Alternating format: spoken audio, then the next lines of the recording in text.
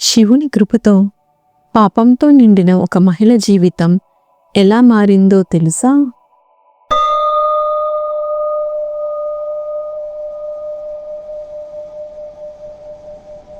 శౌనకాది ఋషులు సూత మహర్షిని ఇలా అడిగారు, ఓ మహర్షి, మాకు మరిన్ని ఆధ్యాత్మిక శివకథలు చెప్పండి. ఆ ప్రశ్నకు సమాధానంగా సూత మహర్షి ఇలా ఒక కథను చెప్పడం ప్రారంభించారు. పూర్వం బాష్కలము అనే ఒక గ్రామం ఉండేది. అక్కడి ప్రజలు ధర్మం, నీతి లేకుండా చెడు మార్గంలో జీవించేవారు. ఆ గ్రామంలో చంచుల అనే మహిళ తన భర్త బిందుగుడితో కలిసి జీవించేది. చంచుల జీవితం ప్రారంభంలో సక్రమంగానే ఉండేది. కాని ఆమె భర్త బిందుగుడు మాత్రం సత్పథంలో లేడు. అతని నిర్లక్ష్యం, చెడు ప్రవర్తన క్రమంగా చంచుల జీవితాన్ని కూడా ప్రభావితం చేశాయి. ఆమె కూడా తప్పు మార్గంలోకి అడుగుపెట్టింది. కాలక్రమంలో వారి మధ్య కలహాలు పెరిగాయి. ఒకరోజు వారు ఒక నిర్ణయం తీసుకున్నారు. ఆమె భర్త ఆమెతో, ఇక నుండి నీ జీవితం నీకు నచ్చిన విధంగా జీవించు, కానీ నాకు ధనం తెచ్చి ఇవ్వాలి అని అన్నాడు. ఆ మాటలతో వారి జీవితాలు వేరయ్యాయి. చంచుల పాప జీవితం మరింతగా పెరిగింది. కొన్ని సంవత్సరాల తరువాత బిందుగుడు మరణించాడు. అయినా కూడా చంచుల జీవితం మారలేదు. ఆమె అదే మార్గంలో కొనసాగింది. కాలక్రమంలో ఆమె వృద్ధురాలైంది.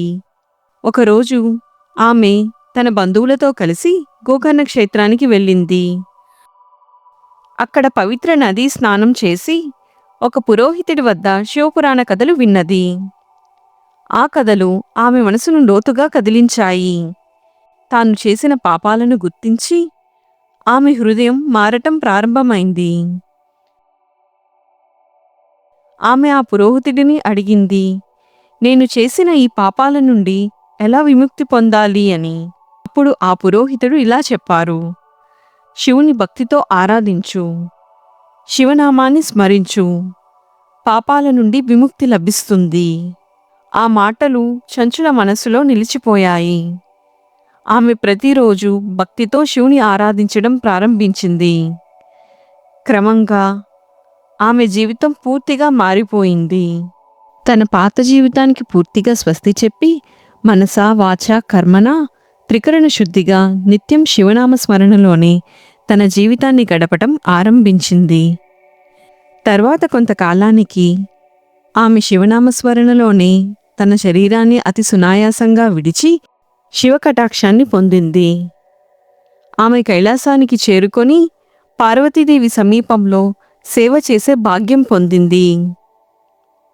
ఈ కథ మనకు చెప్పేది, చెడు మార్గంలో ఉన్నవారికి కూడా భక్తితో నిజంగా మారాలి అని ప్రయత్నిస్తే దైవానుగ్రహం తప్పకుండా ఉంటుంది అని. శివుని మహిమ అమోఘం. ఓం నమః శివాయ.